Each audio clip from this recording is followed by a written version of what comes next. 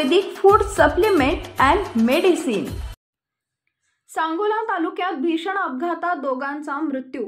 शेतात उडीद काढण्यासाठी दुचाकीवरून जाणाऱ्या दोघांच्या दुचाकीला भरधाव अज्ञात वाहनानं समोरून जोराची धडक दिल्याने झालेल्या भीषण अपघातात एकाचा गंभीर जखमी होऊन जागीच मृत्यू झालाय, तर अन्य एकाचा सांगोला येथील खासगी रुग्णालयात उपचारादरम्यान मृत्यू झाला असल्याची घटना बुधवार दिनांक 12 सप्टेंबर रोजी दुपारी 1:30च्या सुमारास सांगोला जत महामार्गावरील लोणविरे फाटा इथं घडली।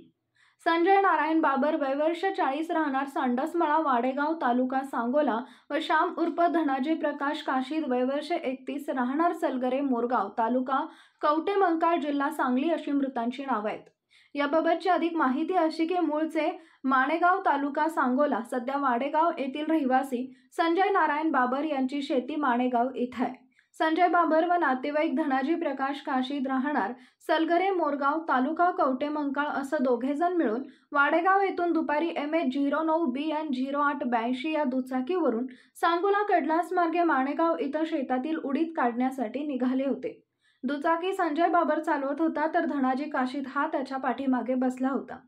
त्या दरम्यान त्यांची दुचाकी लोणविरे फाट्यानजीक आली असता दुपारी 1:30च्या सुमारास जतकडून भरधाव येणाऱ्या अज्ञात वाहनानं त्यांच्या दुचाकीला समोरून जोराची धडक दिल्याने हा भीषण अपघात घडला। या अपघातात धनाजी काशीद हा जागीच ठार झाला, तर संजय बाबर याच्या डोक्यास व पायाला गंभीर मार लागल्याने अपघातस्थळी पडला होता। अपघाताची माहिती मिळताच police head constable Bajrang Borate व पोलीस नाईक अंकुश नलवडे यांनी खासगी रुग्णवाहिका पाठवून गंभीर जखमी संजय बाबर यास उपचाराकरता खासगी रुग्णवाहिकेतून सांगोला येथील खासगी रुग्णालयात दाखल केले असता उपचारादरम्यान त्यांचा मृत्यू झाला।